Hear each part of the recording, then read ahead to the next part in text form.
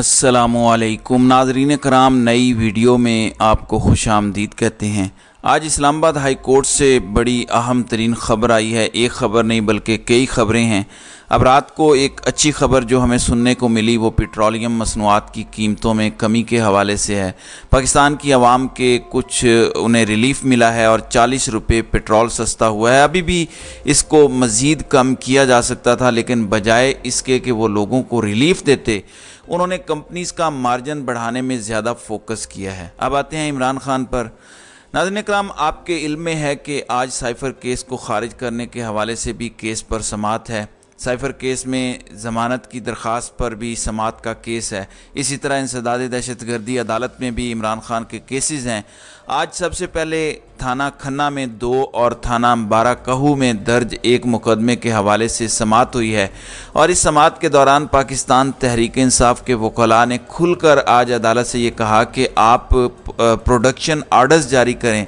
उसकी वजह यह है कि जब इमरान खान जेल से बाहर थे तो हम कहते थे कि इमरान खान सिक्योरिटी ख़दशात की बुनियाद पर पेश नहीं हो सकते, तो ये कहते थे कि अगर इमरान खान पेश नहीं होंगे तो इमरान खान की ज़मानत खारिज कर दी जाएगी। इसलिए इन्होंने कहा कि इस्लामाबाद हाई कोर्ट ने ज़मानत की दरख्वास्तें बहाल की हैं, तो इस केस में इमरान खान के प्रोडक्शन आर्डर्स लाजमी हैं, क्योंकि उनको लाया जाएगा तो ही दरख्वास्तें ज़मानत की सुनी जा सकती हैं। सलमान सफदर ने आज अदालत के रूबरू ये कहा कि देखें, आप हेलीकॉप्टर के ऊपर लेकर आएँ, आप उनको जहाज़ पे लेकर आएँ या फिर उनको बख्तरबंद गाड़ी में लेकर आएँ, लेकिन इमरान खान को हर सूरत अदालत में पेश किया जाए और अदालत में पेश करना इस वक्त इनकी ज़िम्मेदारी है। और अगर ये ज़िम्मेदारी अपनी पूरी नहीं करते तो इसका मतलब ये है कि ये यहाँ पे डंडी मार रहे हैं। तब इमरान खान को ज़बरदस्ती कहा जाता था कि पेश हों। अब इमरान खान को पेश नहीं कर रहे तो इनसे जवाब तलबी होनी चाहिए। लेकिन मैं आपको बताना चाहता हूं कि इमरान खान की इंसदाद दहशतगर्दी अदालत में जो अबूरी ज़मानत की दरख्वास्तें हैं उस पर 24 अक्टूबर तक समाअत मुलतवी कर दी गई है। उन्होंने कहा कि हमारी तरफ से दरख्वास्त है इमरान खान को लाया जाए। जब F8 के अंदर सिक्योरिटी के हालात ठीक नहीं थे, इमरान खान ज़ख्मी थे, तब भी उनको पेश किया गया। अब इस हवाले से देखना यह है कि वो हुकूमत जो प्रोसिक्यूशन है उनकी जानिब से सिक्योरिटी का बहाना बनाया जा रहा है। सिक्योरिटी के इंतज़ामात को यकीनी बनाना तो सरकार का काम है। अदालत भी लगता है कि पहले से ही तैयार बैठी है कि इसकी समाअत जेल में ही कर ली जाए। अब एक मामला ये है, दूसरा मामला साइफ़र वाला है। साइफ़र वाले मामले के अंदर पाकिस्तान तहरीक इंसाफ की कानूनी टीम जस्टिस आमिर फ़ारूक की अदालत में पेश हुई। साइफ़र का मुकदमा खारिज करने की इस्तदा की गई और दलाइल दिए जा रहे हैं। इसमें 2 केसेस की आज ज़मानत दरख्वास्त समाअत है। एक तो साइफ़र का केस खारिज करने का मामला है, जबकि दूसरा ट्रायल रोकने की दरख्वास्त पर चीफ जस्टिस आमिर फ़ारूक समाअत कर रहे हैं। सरदार लतीफ़ खान खोसा इस पर दलाइल दे रहे हैं और FIA ने इस समाअत को कल तक मुलतवी करने की इस्तदा की है। मैं उसकी वजह बता देता हूँ आपको कि क्या वजह है। उसकी वजह यह है कि कल इमरान खान पर 17 तारीख को अडियाला जेल में साइफ़र वाले केस के अंदर फ़र्द जुर्म आयद होनी है।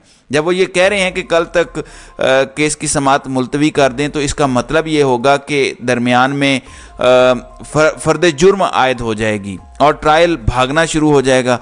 फिर जस्टिस आमिर फ़ारूक कहेंगे कि मैं क्या कर सकता हूँ, वो तो ट्रायल शुरू हो गया।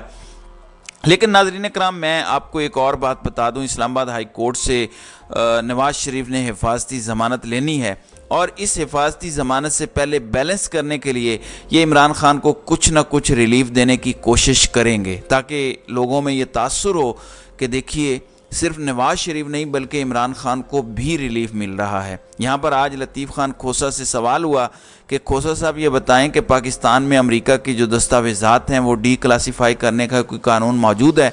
अब जाहिर है कि ये पाकिस्तान के सफ़ीर ने भेजा हुआ है, तो लतीफ़ खोसा ने कहा कि साइफ़र को तो वफाकी काबीना ने डी क्लासीफाई कर दिया था। इस मुल्क में लियाकत अली ख़ान का कत्ल हुआ, जुल्फ़कार अली भुट्टो और बेनज़ीर भुट्टो के साथ भी जो हुआ वो आप सब के सामने है। ये साइफ़र अमेरिका में सफ़ीर असद मजीद ने दफ्तर ख़ारजा को भिजवाया था। इसके अलावा लतीफ़ खोसा ने अदालत के रूबरू वज़ीर आज़म का हलफ पढ़ा, जिसमें लिखा गया है कि जिस चीज़ को वज़ीर आज़म मुनासिब समझेंगे, बेहतर समझेंगे, उसको वो कौम के सामने पेश कर सकते हैं, रख सकते हैं, यानी कौम के साथ वो शेयर कर सकते हैं। अब इसका मतलब बड़ा वाज़ेह है कि अगर इमरान खान ने इसको मुनासिब समझा है तो ही कौम के सामने रखा है। लेकिन ज़ाहिर है फ़िलहाल असल मसला ये नहीं है कि आइन क्या कहता है, कानून क्या कहता है, अखलाकियात क्या कहती हैं। यहाँ पे सिर्फ एक ही मतमा नज़र है कि इमरान खान को सबक कैसे सिखाना है, और इमरान खान को सबक सिखाते सिखाते सिस्टम पूरे का पूरा अपने कपड़े उतार बैठा है, बुरी तरह से नंगा हो चुका है। आप कहेंगे वो कैसे? देखें, अब नवाज़ शरीफ वापस आ रहे हैं, तो नवाज़ शरीफ की वापसी को लेके मैं एक बार फिर पीपल्स पार्टी के खुर्शीद शाह का वो जुमला आपके सामने रखना चाहता हूं। उनके मुताबिक नवाज़ शरीफ की वापसी पर जो रेड कारपेट बिछाया जा रहा है वो नून लीग नहीं बल्कि कोई और बिछा रहा है। उनके मुताबिक कैसा लगेगा जब एक मफरूर, एक इश्तिहारी, एक भगोड़ा जेल जाने की बजाय जलसा गाह के अंदर पहुंचेगा, और वो इस हवाले से बता चुके हैं कि ये करना मुल्क के अंदर फसाद बर्पा करने के मुतरादिफ होगा। इसका मतलब है कि आप कानून को, अदालतों को, हर चीज़ को जूते की नोक पर रख रहे हैं।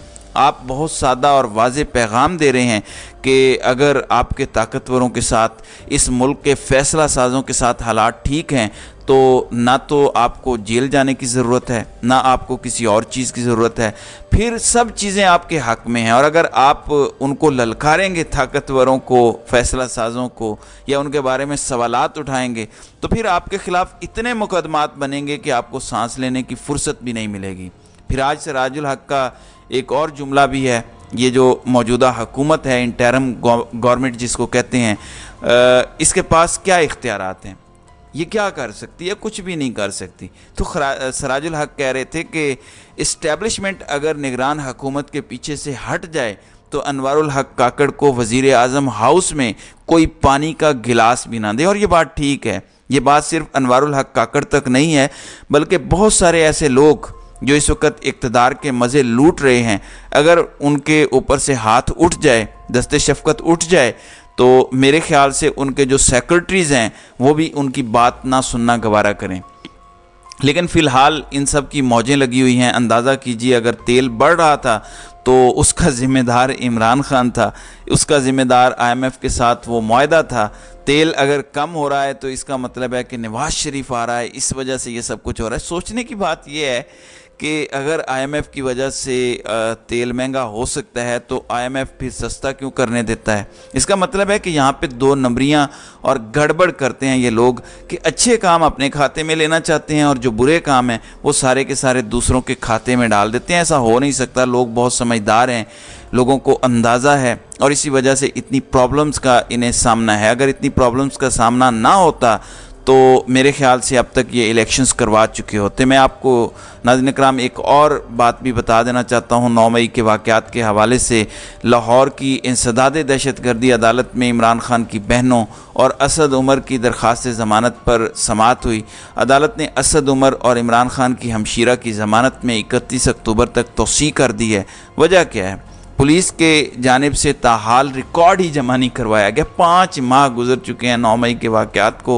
आप अंदाज़ा लगाइए कि यहाँ पे दावे तो बहुत किए जाते हैं लेकिन हकीकत उससे यकसर मुख्तलिफ है। और इस सिलसिले में आज इमरान खान की हमशीरा अलीमा खान, उनकी सनम जावेद की वालदा से मुलाकात हुई। सनम जावेद इमरान खान की और पाकिस्तान तहरीक इंसाफ की कारकुन हैं, जेल काट रही हैं बड़ी दिलेरी के साथ, और ये मिसाल है इस माशरे के लिए। और ऐसे ही सियासी कारकुन बुनियादी तौर पर पाकिस्तान को इस भंवर से निकाल सकते हैं जो डट के खड़े हैं और अगर कोई समझौता नहीं कर रहे।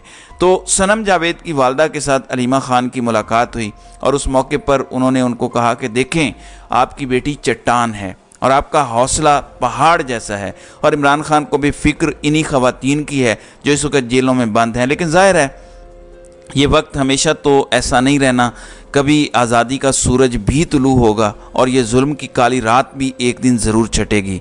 तो नाज़रीन इकराम, आपकी इस वीडियो के हवाले से क्या राय है? आप अपनी राय का इजहार कमेंट सेक्शन में ज़रूर कीजिएगा।